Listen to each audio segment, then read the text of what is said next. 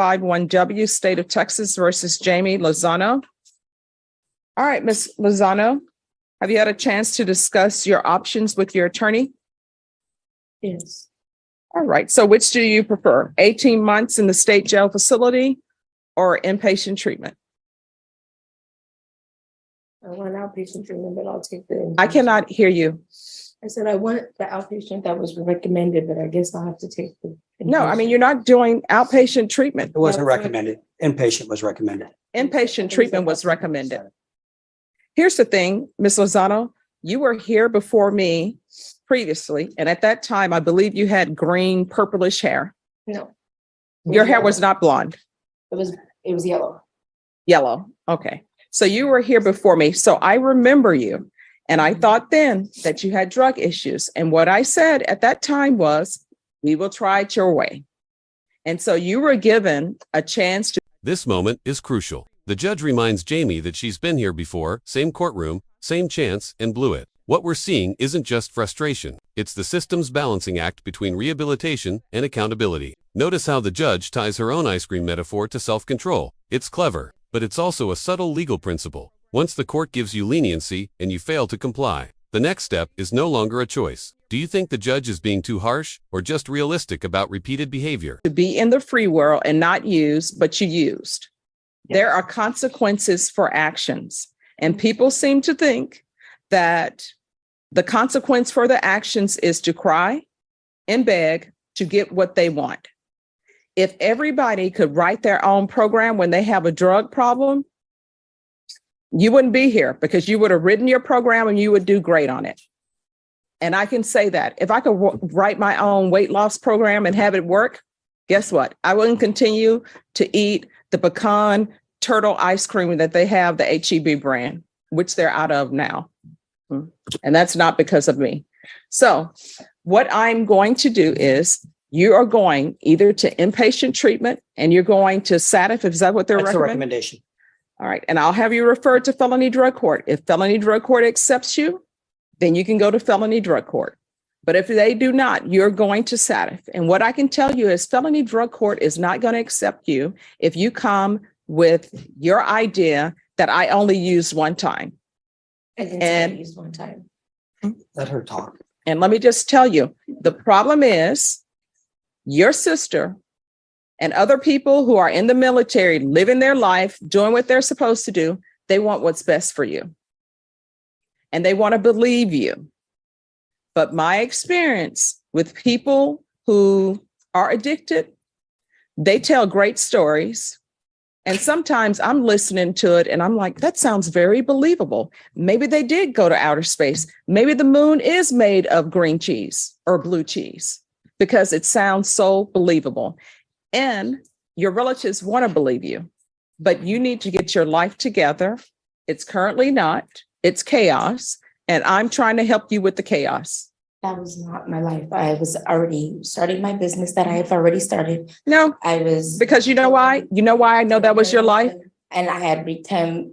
That was in October, and between October and then I got sober and I was living with my parents in order to help me get. You know back why I on know my your feet life for my is business. chaos?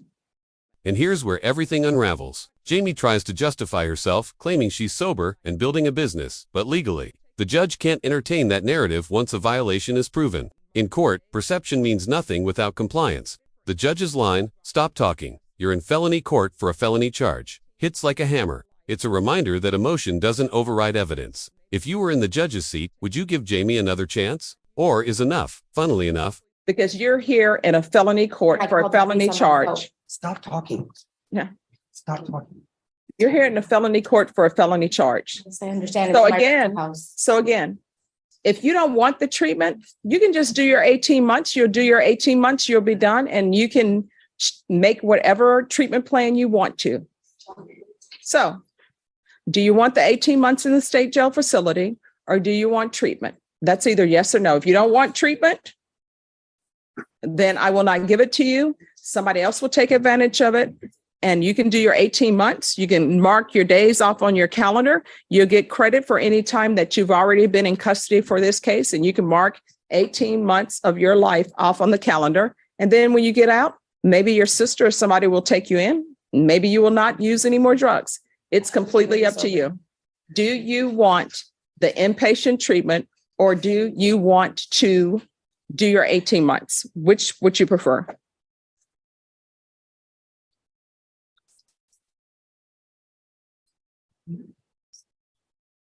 No, here's the thing. Your sister can't turn around. Turn around. Your sister cannot want treatment for you more than you want it. I was doing treatment already out there. All right. I'm going to help you out because I want see the you need help. treatment. Like I do want the I'm going to treatment, but I sentence you wasn't to going be 18 able to. months. I'm going to grant the motion. I'm going to grant the motion, sentence you to 18 months in a state jail facility, give you credit for any time served. There's a $500 fine, time and money will run concurrent. Counsel, I'll retain jurisdiction. I'll talk to her sister about that, Judge. Okay. I don't see a whole lot of point with it. All right. Showing you what's entitled Trial Court Certification of Defendants' Rights to Appeal. Did you review that with your attorney? Did you understand it? And did you sign it? I don't know. When did I sign that? Last summer we were here. Right, Patricia? Yes, that's also good. All right. You have a limited, Yes, that's my signature. all right. You have a limited right to appeal. That right to appeal as it relates to the allegation and the motion, not the fact that you're on probation. Do you understand?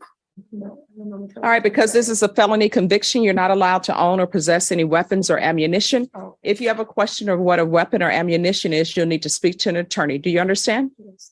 All right, good luck to you. Thank you, Judge. All right. And what is her sister's name? AC Lozano. All right. And what's her rank? I'm not sure her rank right now. She's No, I'm not getting out. talking to you. I'm talking to her. What's your rank? All right. So I want to let you know that I appreciate your coming in here.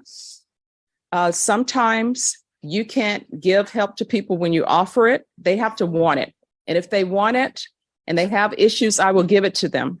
So don't think that this is your fault. You've done everything that you can do. You know, she's Thank so you. Thank you so much. Case. Your Honor, Mr. Miles would like to address the court. All right. Hello, Mr. Miles. How are you doing this morning? I'm doing fine, man. Okay. May I speak?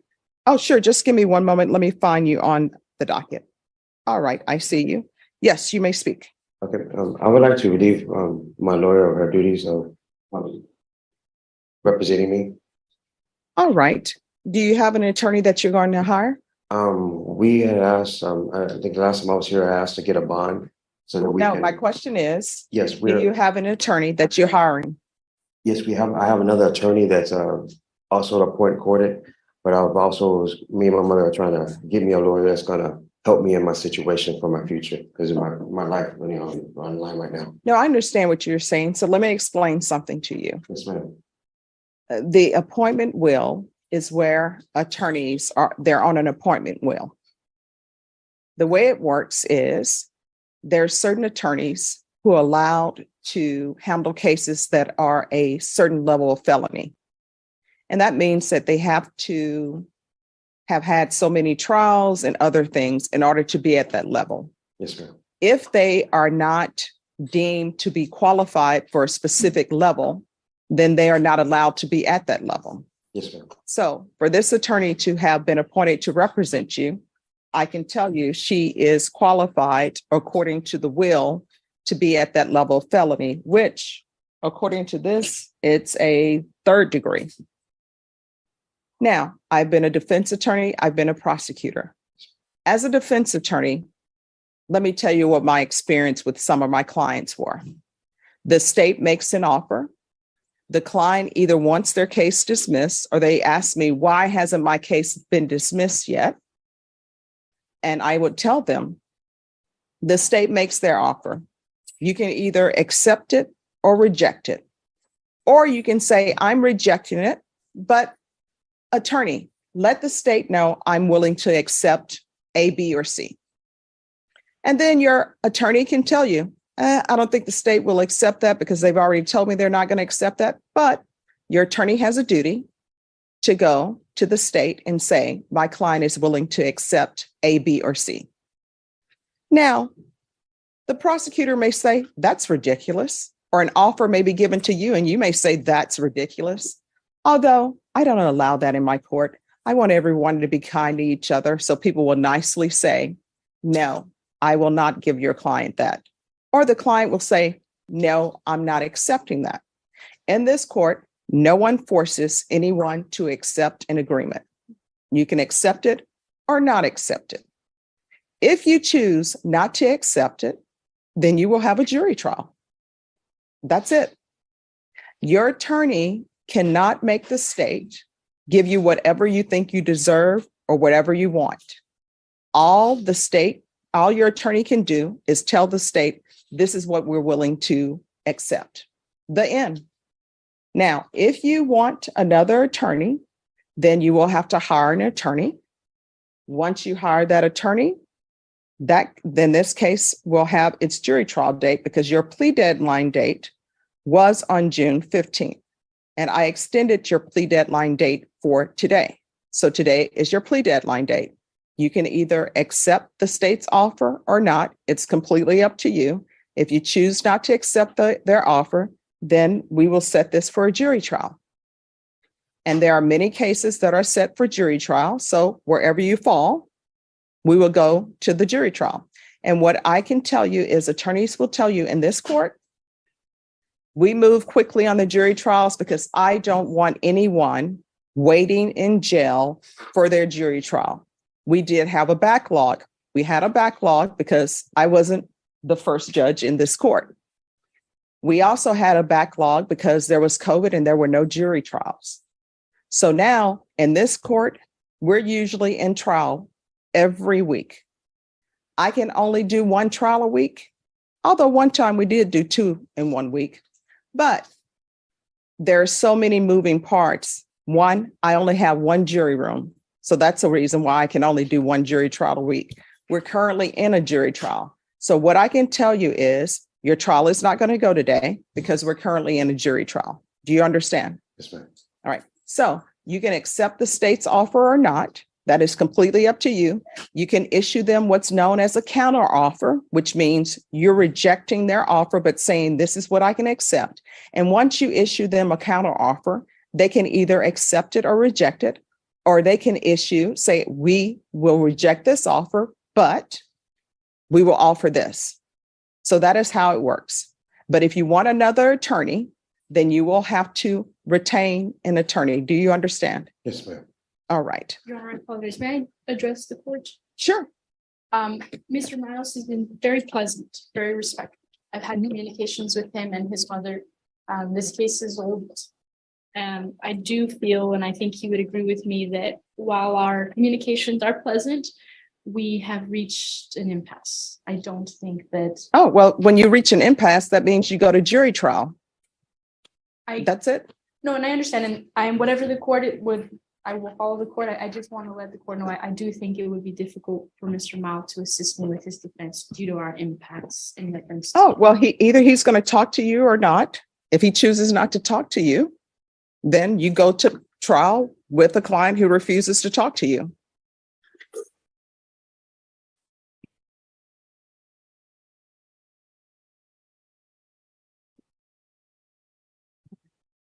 So that's the way it works. Yes, sir. Just wanted to address the court. No, I appreciate that. So, Mr. Miles, if you refuse to talk to your attorney, then your attorney will go to jury trial without having spoken to you.